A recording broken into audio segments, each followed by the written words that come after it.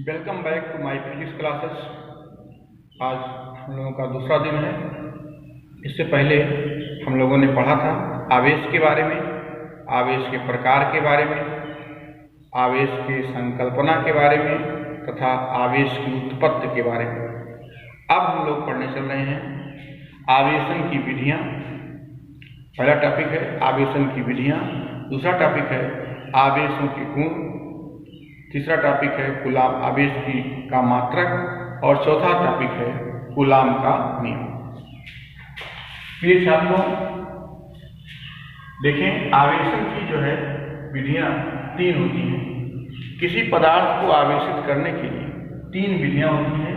पहली विधि को कहते हैं घर्षण द्वारा।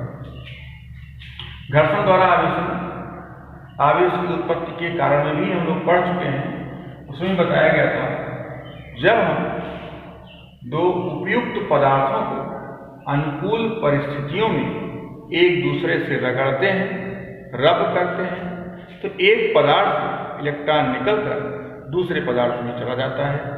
जिस पदार्थ से इलेक्ट्रॉन निकलता है उसमें इलेक्ट्रॉनों की कमी हो जाती है, जिससे वो पदार्थ धनावेशित हो जाता है तथा ये इलेक्ट्रॉन जिस पदार्थ में जाता है उस पर इलेक्ट्रॉनों की अधिकता हो जाती है, जिसके कारण उस पर ऋण आवेश है। तो घर्षण द्वारा आवेशन हम लोग समझ गए होंगे।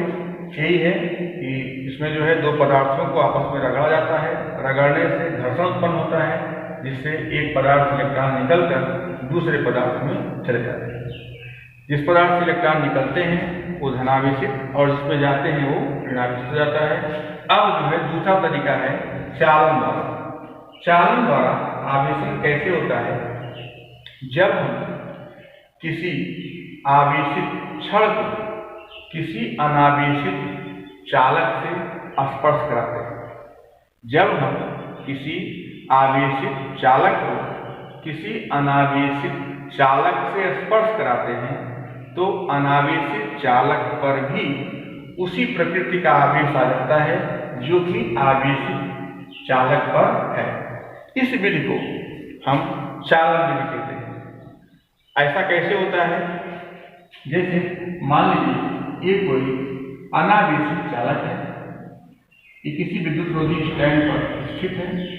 इसको जब हम धन आवेशित क्षण से स्पर्श कराते हैं, धन आवेशित क्षण पर इलेक्ट्रॉनों की कमी होती है। इलेक्ट्रॉनों की कमी के कारण इस पर धनावेश होता है। जब इसको हम स्पर्श कराते हैं तो इस पर इलेक्ट्रॉन का दाब कम होता है तथा अनावेशित चालक पर इसकी अपेक्षा इलेक्ट्रॉन का दाब अधिक होता है। अतः अनावेशित चालक से इलेक्ट्रॉन निकलकर धन आवेशित क्षण में चालक में चले आते हैं, जिससे अनावेशित चालक में इलेक्ट्रॉनों की कमी हो जाती है, जिससे इस पर धन आवेश आता है। जब इसको हम स्पर्श कराएंगे तो इसमें से इलेक्ट्रॉन निकल के इसमें आएंगे और इस पर क्या हो जाएगा? धनावेश हो जाएगा। और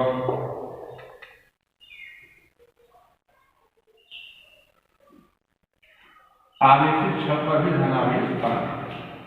इसी प्रकार जब हम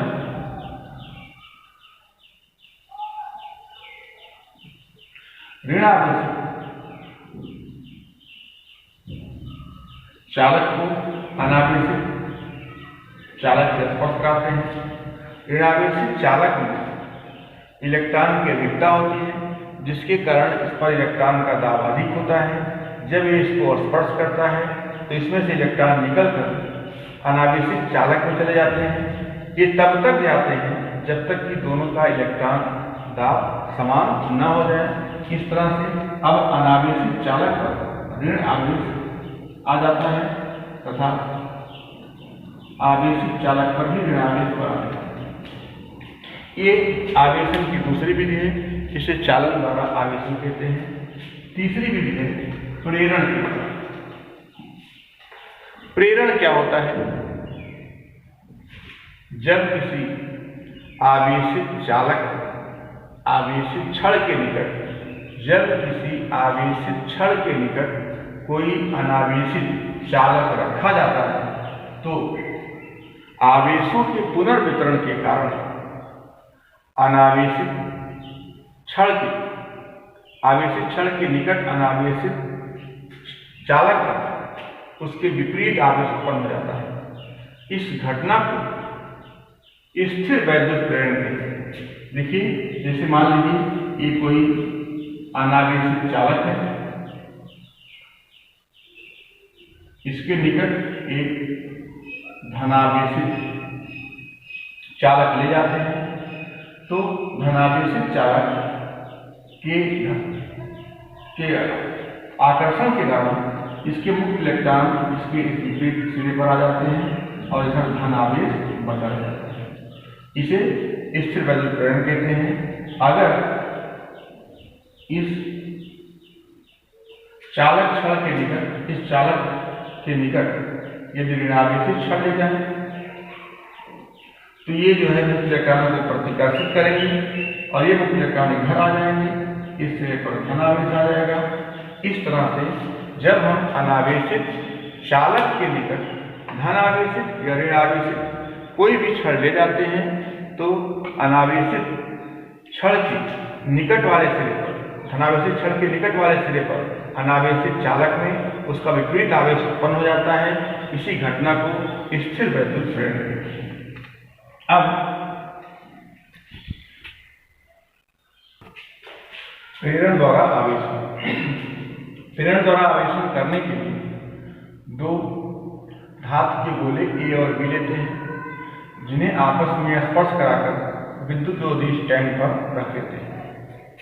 अब एक धनावेशित क्षण को A के निकट लाते हैं, जिससे B और A के समस्त इलेक्ट्रॉन A द्वारा आकर्षित कर ले जाते हैं और A के बाएं सिरे पर आकर इलेक्ट्रॉन आ जाते हैं।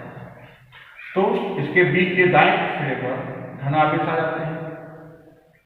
अब जब दोनों क्षणों को दूर करते हैं, दोनों को एक दूसरे से स्पर्श नहीं करते, दूर हटाते हैं, तब भी इसके धनावेश के आकर्षण कारण इलेक्ट्रॉन अंदर रह जाते हैं और ये धनावेश को प्रतिकर्षित कर रहा है, इसलिए दूर चले जाते हैं। फिर जब हम इस क्षण को हटाते हैं तो इसके ऋण आवेश इसके धनावेश को आकर्षित कर लेते हैं, दोनों निकट आ जाते हैं। परंतु जब A और B दोनों गोलों को एक दूसरे से दूर करते हैं तो A के ऋण आवेश इस पे समान रूप से और B के धन आवेश भी इस पे समान रूप से वितरित हो जाते हैं। इस तरह से प्रेरण द्वारा आवेशन किया जा सकता है। अब इसके बाद है आवेश का मापन।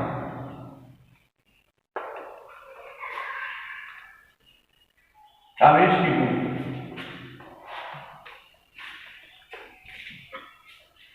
आवेश के गुण।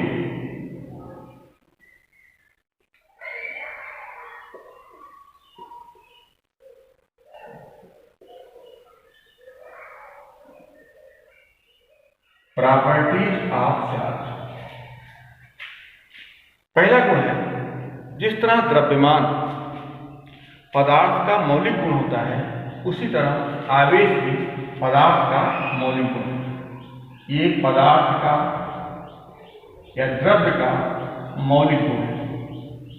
पहला है कि पदार्थ या द्रव्य का मौलिक गुण है। दूसरा है समान आवेशों में प्रतिकर्षण तथा विपरीत आवेशों में आकर्षण का गुण पाया जाता है। समान या कह सकते हैं सजातीय आवेशों में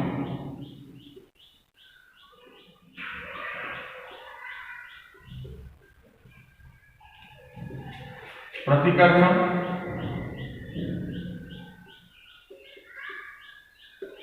तथा विजातीय आवेशों में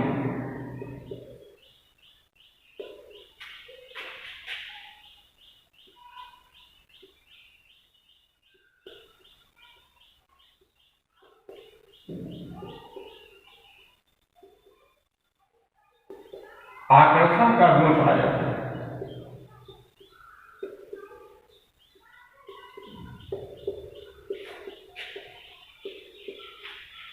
तीसरा है आवेशों का संरक्षण।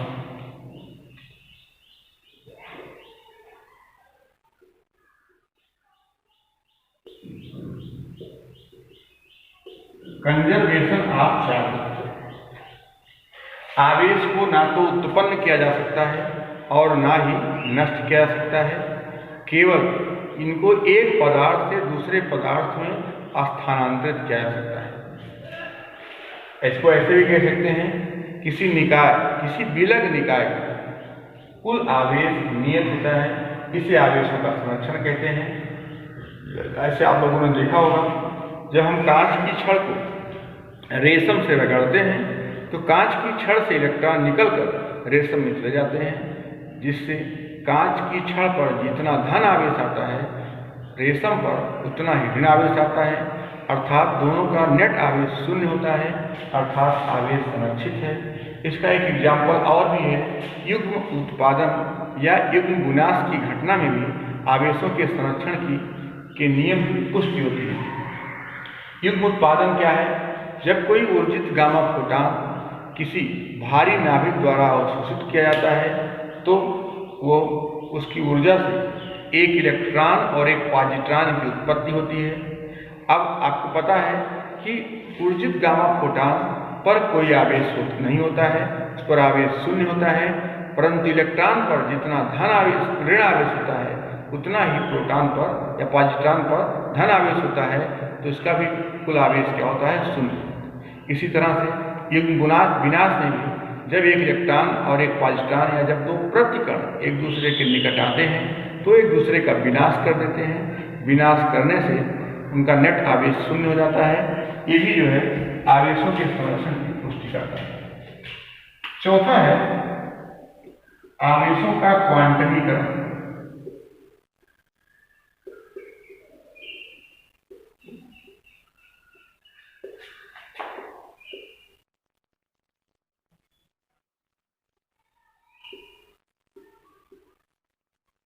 Quantization of charge. किसी भी आवेशित पदार्थ पर, प्रकृति में कोई भी आवेशित पदार्थ होगा तो उस पर जो आवेश पाया जाता है वो एक निश्चित आवेश, न्यूनतम निश्चित आवेश जिसे मूल आवेश कहते हैं, उसका पूर्ण गुणज आवेश होता है। प्रकृति में विद्यमान प्रत्येक आवेशित वस्तु पर जो आवेश पाया जाता है वो एक निश्चित न्यूनतम आवेश जिसे मूल आवेश कहते हैं, जो कि इलेक्ट्रॉन के आवेश के बराबर होता है, उसका पूर्ण गुणज होता है। अर्थात आवेश सतत नहीं होता बल्कि विविक्त होता है। आवेश की हर कोई मात्रा किसी को नहीं दी जा सकती, जो मात्रा दी जा सकती है वो जो है निश्चित होती है। इसे इलेक्ट्रॉन के आवेश के पूर्ण गुणज के बराबर होती है।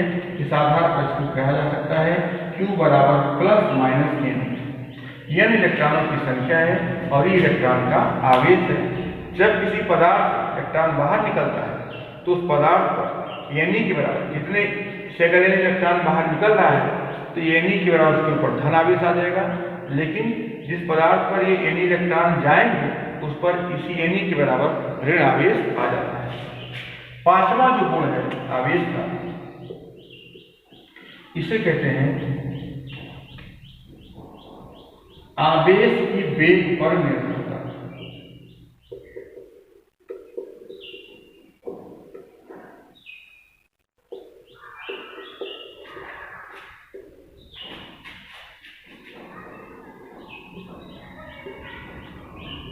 जिस तरह द्रव्य का एक मौलिक गुण द्रव्यमान होता है, ठीक उसी तरह आवेश भी द्रव्य का एक मौलिक गुण होता है, परंतु द्रव्यमान वेग पर निर्भर करता है। वेग बढ़ने पर किसी द्रव्य का द्रव्यमान बढ़ जाता है, परंतु आवेश का वेग पर कोई प्रभाव नहीं पड़ता। वेग बढ़ने पर या घटने पर आवेश की मात्रा में कोई परिवर्तन नहीं होता। इस तरह आवेश जो है वेग पर निर्भर नहीं करता। छठा है आवेश की योज्यता, एडिटिविटी ऑफ चार्ज।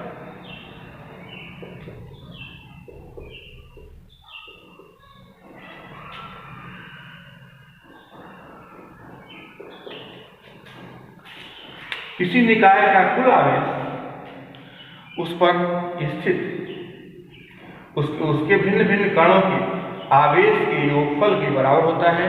इसे आवेश की योज्यता कहते हैं। आवेश एक अदिश राशि है, अतः इसको हम साधारण बीजगणितीय रीत से जोड़ या घटा सकते हैं। इसमें किसी वेक्टर गणित का प्रयोग नहीं किया जाता है, अर्थात किसी निकाय का संपूर्ण आवेश उसके अलग अलग कणों के आवेशों के योगफल के बराबर होता है। मान लीजिए कोई निकाय n कणों से मिलकर बना है, पहले कण पर Q1, दूसरे पर -Q2, तीसरे पर +Q3 और यहवें पर +Q1 आवेश है, तो निकाय संपूर्ण आवेश Q बराबर Q1 - Q2 + Q3 + मुझे प्राप्त होगा। इसी को आवेश की योज्यता कहते हैं। इसके बाद आवेश का मात्रक क्या होता है?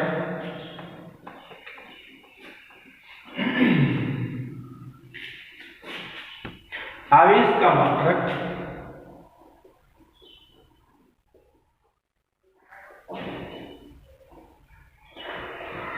विद्युत धारा के आधार पर दिया जा सकता है। आप लोग जानते हैं, कक्षा 10 में पढ़े हैं, I = Q/T। तो Q बराबर I × T। I जो है धारा है, T समय है, I का मात्रक होता है एम्पियर और T का मात्रक होता है सेकंड। तो आवेश का मात्रक यहाँ से निकालेंगे तो एम्पियर सेकंड हो जाएगा, लेकिन इसे एम्पियर सेकंड के अलावा कूलाम भी कहते हैं। इसका मात्रक कूलाम होता है।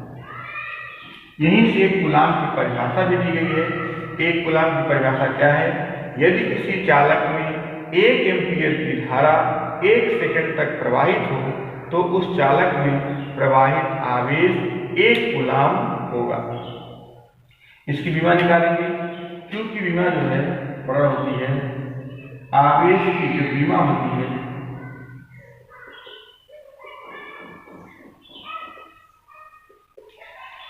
I की विमा होती है A और T की विमा होती है T। इसकी विमा हो जाएगी A × T। आवेश का जो कूलाम है ये बहुत बड़ा मात्रक होता है। इससे छोटा मात्रक माइक्रो कूलाम, पिको कूलाम और नैनो कूलाम होता है। एक माइक्रो कूलाम बराबर होता है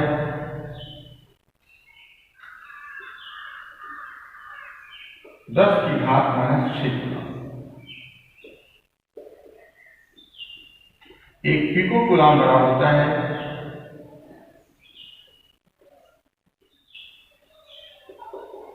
10⁻⁻12।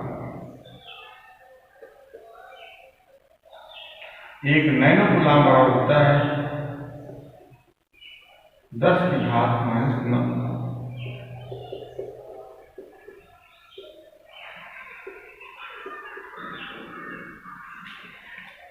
इसके बाद है कूलाम का नियम।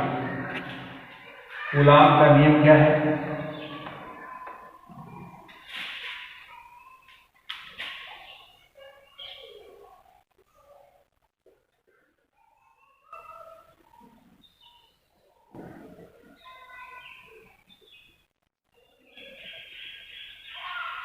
जिस प्रकार आप लोग कक्षा 11 में न्यूटन का गुरुत्वाकर्षण नियम पढ़े, जिस तरह द्रव्य का एक गुण द्रव्यमान होता है और 2 बिंदु द्रव्यमानों के बीच गुरुत्वाकर्षण बल लगता है, ठीक उसी प्रकार 2 बिंदु आवेशों के बीच एक बल लगता है। उस बल को कूलाम के परिमाण को ज्ञात करने के लिए कूलाम ने एक नियम दिया था।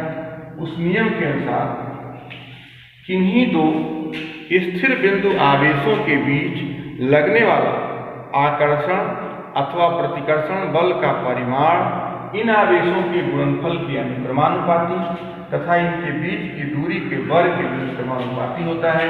इसे कूलाम का नियम कहते हैं।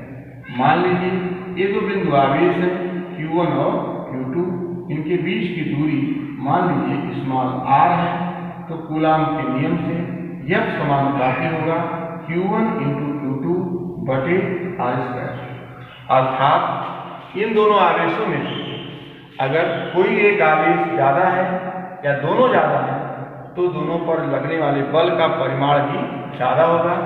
यदि दोनों आवेशों के बीच की दूरी अधिक है तो बल कम लगेगा, क्योंकि दूरी के वर्ग के अनुक्रमानुपाती होता है। या F बराबर स्मॉल के Q1 Q2 अपान R स्क्वायर, ये स्मॉल के एक नियतांक है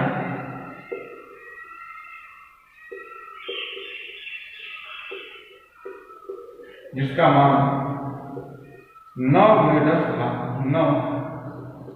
न्यूटन मीटर स्क्वायर प्रति कूलम्ब स्क्वायर होता है।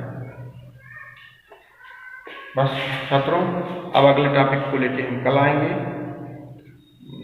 धन्यवाद आप लोगों को।